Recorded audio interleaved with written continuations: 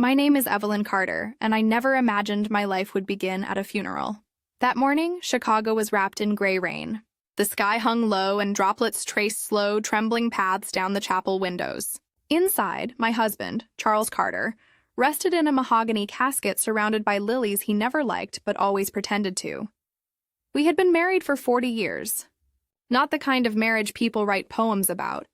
More like an arrangement made of routines, unspoken rules, and quiet endurance. I thought we were solid. I thought I mattered. I stood near the entrance wearing his favorite charcoal coat, greeting guests, keeping my posture straight even when my fingers were numb. Because even in death, I was still doing what I'd always done, maintaining his image. Charles Carter cared deeply about appearances. And somehow, even after he was gone, so did I. Then our son, Ethan, walked to the podium. 33 years old, confident, polished, the kind of man who always knew where to place his words. His voice trembled slightly, and I felt my heart twist with pride and grief. He began to speak about his father's hard work, his kindness, his legacy. And then, after a pause that felt eternal, he said, "There's someone I want to give a special thank you to. Someone who was truly family to us." For a heartbeat, I thought he meant me. I could almost hear the word forming, mother. 40 years of silence would finally be broken. But then he said her name, Miss Tessa Monroe. The room went still. Every head turned toward the front row, where a woman in an emerald dress sat perfectly poised, dabbing her eyes with a silk handkerchief. Her tears shimmered delicately, rehearsed like the rest of her. And me, the wife, the mother, the one who built this family, I sat on the side pew, invisible. People began to whisper, "She's sitting so close. Like she's family." My hands trembled in my lap. My heart wasn't beating. It was collapsing, quietly, like a house you don't hear fall until the dust reaches you. Ethan looked toward her and smiled, and in that instant I understood. This funeral wasn't for Charles. It was for them, for the world they built behind my back, the world I was never invited into. When the service ended, people came up to shake my hand, murmur condolences, say things like, "He was a good man and you must be proud." I nodded. I smiled. I played my part, but inside something had shattered beyond repair, and as the last guest left, I realized this wasn't the end of my marriage. It was the beginning of my awakening. The morning after the funeral, I sat in my kitchen staring at the rain dripping from the porch. The house felt too big, too quiet. Every clock ticked like it was waiting for permission to stop. Then the phone rang. It was Charles's lawyer. "Mrs. Carter, we need you at the office tomorrow. It's time to read the will." I thought it would be simple. After 40 years of marriage, what could possibly surprise me now? The next day, the law firm smelled of paper and polish. A framed constitution hung crooked on the wall, and sunlight cut the carpet into neat little stripes. The lawyer, a tall man with slow eyes, cleared his throat and began to read.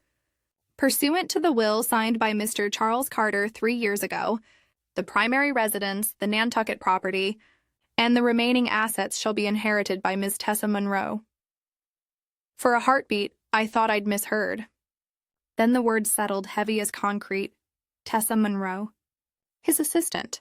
His other life, not a cent for me. Not even the house I'd built. I turned to Ethan. He sat straight as a statue, hands folded, face unreadable. "You knew," I whispered. He didn't deny it. "Dad had his reasons," he said quietly. "She was there for him. She understood him." "You didn't," my breath caught. "Didn't I?" I wanted to scream. Didn't I cook, clean, forgive, and believe? Didn't I give up my entire career so he could shine? But Ethan's expression didn't waver. He was defending his father. Not the truth, not me. When the meeting ended, I walked out into the parking lot. The sky was still gray, the wind colder than before. I sat in my car for a long while, staring at my own reflection in the rearview mirror. Who was this woman? The wife who'd lost her husband, her home, and even her son's loyalty, all in 1 week? The answer came like a whisper in my chest. I was done being invisible. That night, I opened Charles's closet. His ties were lined up perfectly, each one a lie wrapped in silk. I pulled down a box of old papers. Letters, receipts, photos. One envelope slipped out, marked with a Nantucket address. It was addressed to Tessa Monroe. Dated 6 years ago, and suddenly I knew this wasn't just betrayal. This was a plan, and I was about to uncover every inch of it. That night, I couldn't sleep. The house felt haunted, not by ghosts, but by everything I'd lost. Every creak of the floorboard sounded like his voice whispering, "Don't be paranoid, Evelyn." I went to his closet. His suits were still hanging in perfect rows, ties sorted by color, the scent of cedar and betrayal lingering in the air. I ran my hand across the fabric and felt something inside me harden.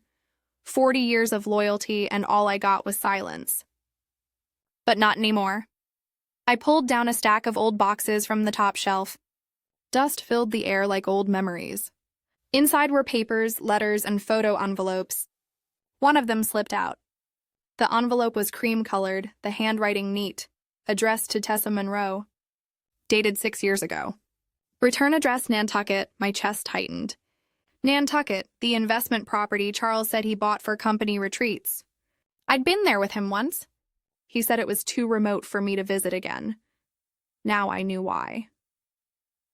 The next morning, I walked across the street to my neighbor, Mrs. Hawkins. She'd been here for decades. Sharp eyes, sharper memory. When I mentioned Tessa's name, she froze. Tessa Monroe? Wasn't she the woman who used to help Charles with the Christmas lights that one year? I frowned. Christmas lights? He told me he hired a neighborhood boy. Mrs. Hawkins tilted her head. No, I remember her clearly. Tall, pretty brunette. I thought she was a relative. A cold wave ran through me. That Christmas, I'd been upstairs recovering from knee surgery. He told me not to worry. Said everything was handled. Turns out he wasn't hanging lights. He was lighting up his double life. I went home and pulled out an old cardboard box from the basement. Photos from company events, birthdays, charity galas. I flipped through one after another until my hand stopped on a single picture that made my heart drop. Charles stood beside Tessa, his hand resting gently on her arm, smiling the kind of smile I hadn't seen in decades. He looked alive. Alive in a way he never did with me. And then, in another photo, Ethan, barely 19, stood beside them. His smile was nervous but not uncomfortable. In the corner of the photo, written in pen, were 5 words. Our little family will be official one day. I stared at those words until they blurred. It wasn't grief I felt. It was a realization deeper than heartbreak. This wasn't a mistake. This wasn't a midlife affair. It was a plan. That night, I lit a single candle in the kitchen. The flicker cast long shadows against the walls I had painted, decorated, and protected.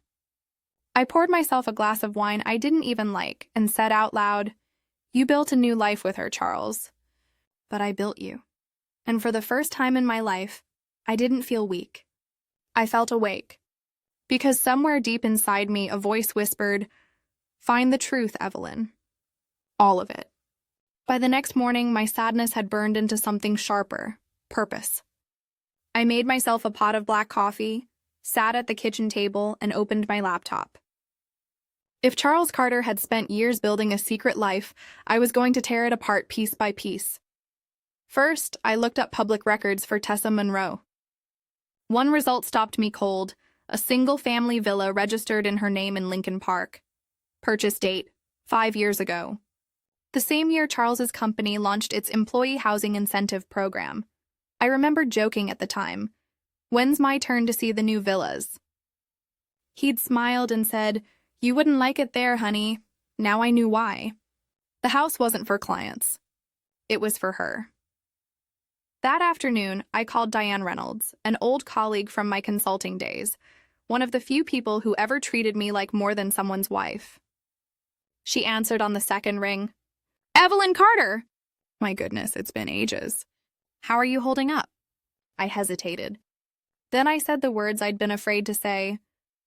"Diane, I think Charles was using company funds to buy property for his mistress." Silence. Then a slow, serious tone. "You're not just talking about betrayal anymore, Evelyn.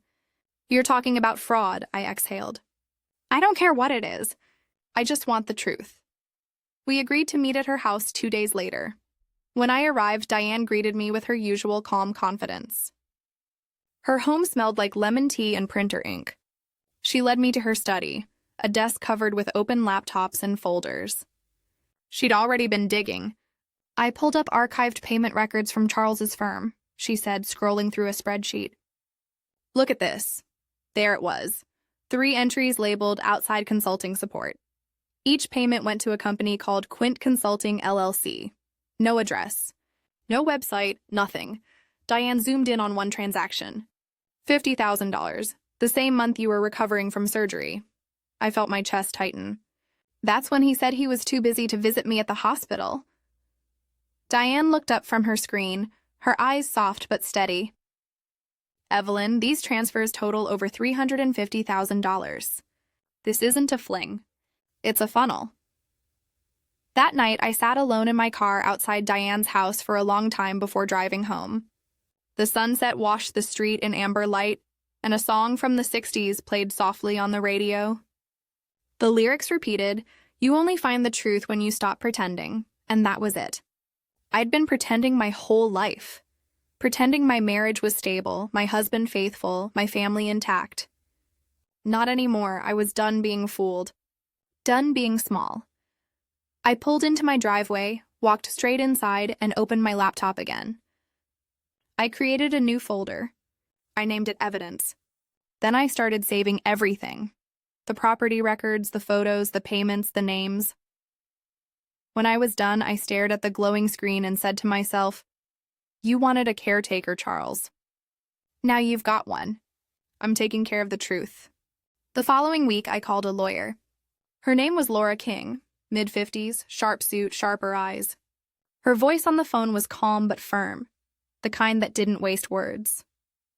"Mrs. Carter," she said, "send me everything you have, every file, every letter, every photo. We'll find out what he did." I gathered it all, the transfers, the photos, the property documents. By the time I was done, my dining table looked like an evidence board from a detective film. And I wasn't the grieving widow anymore. I was a woman preparing for war. Weeks turned into months of meetings, emails, and paperwork. Charles's former firm tried to distance themselves, but the numbers didn't lie. We filed a lawsuit against Tessa Monroe for fraudulent enrichment and misuse of company funds.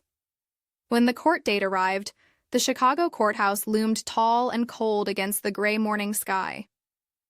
I wore a simple navy dress in the same color as strength.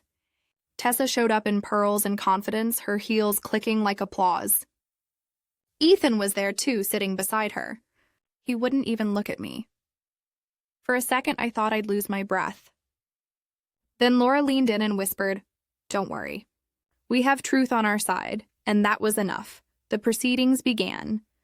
Tessa's lawyer painted her as a victim, a woman who had simply received consulting payments. They waved around fake invoices and claimed every penny was earned. But then Laura stood up.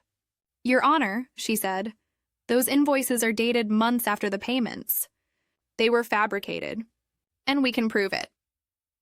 She handed over Diane's spreadsheet, the company's audit trail, and the shell company registration showing Tessa's own address. The courtroom murmured. Then it was my turn to testify. I stood at the witness stand, hands trembling but head high. "For 40 years, I said, I believed my husband loved me.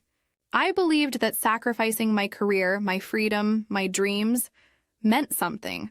My voice cracked, but I kept going.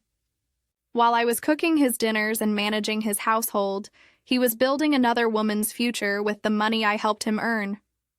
And when I buried him, she sat in the front row like the queen of a life I never knew existed." The judge, a black woman in her 60s, looked at me quietly. There was something in her eyes that said she understood. She'd seen women like me before, the kind who hold families together until their own hearts break. Tessa shifted in her seat, her perfect posture starting to crumble. When the verdict came, it was short, clear, and final. The court finds in favor of the plaintiff, Evelyn Carter. Ms. Monroe is ordered to repay all misappropriated funds, including interest. The total exceeded $1 million. Tessa's face went pale. She tried to protest, but the judge had already struck the gavel. The sound echoed like thunder in a hollow room. As I walked out of that courtroom, I didn't look back. I didn't need to. The woman who had once sat invisible at her husband's funeral was gone. In her place stood Evelyn Carter, the wife who had lost everything and still came out stronger. After the verdict, I went home and sat at the kitchen table in silence. The house felt lighter, almost cleansed, as if justice itself had opened the windows. I thought I'd feel triumphant. Instead, I just felt still. For years, I had carried the weight of a man's lies. Now, that weight was gone, and I was learning how to stand without it. Tessa Monroe lost everything. She sold her properties, left the firm in disgrace, and disappeared from Chicago like a shadow after sunrise. I never saw her again. And for the first time in my life, I didn't need to. Ethan didn't speak to me for a long time after the trial. He couldn't understand how a mother could take his father's legacy to court. But to me, it was never about revenge. It was about truth and survival. 2 years later, when my father passed away, Ethan came to the funeral. He looked older, more tired, more human. After the service, he walked up to me. No words, just a long, quiet hug. Finally, he whispered, "Mom, I'm sorry." I was defending a fantasy. I smiled faintly. "I know, Ethan. Your father was always good at creating illusions." He chuckled softly, wiping his eyes. "When did you get so good at giving speeches?" I smiled wider. "I always was. You just weren't listening." And for the first time in years, we both laughed. That night, after everyone left, I walked out into the backyard. The sky was painted in the soft pink of a late Chicago sunset. I stopped beneath the old crabapple tree, the one Charles had wanted to cut down years ago. Last winter, it had almost died, but this spring, it bloomed earlier than ever. I touched one of its blossoms and whispered, "Even what seems dead can live again." The porch wind chime tinkled softly in the breeze. The world felt quiet, peaceful, like it was finally exhaling with me. I took off my shoes, walked barefoot into the grass, and looked up at the fading light. For the first time, I didn't feel like someone's wife or someone's mother. I felt like Evelyn Carter, a woman who had lost everything, and found herself because sometimes freedom doesn't come wrapped in love. Sometimes it walks out of a courtroom with your name on it. If this story moved you, don't forget to tap that like button and subscribe for more true-to-life stories of strength, betrayal, and redemption. Leave a comment below. What would you have done if you were Evelyn? New stories every week, only on May's Stories.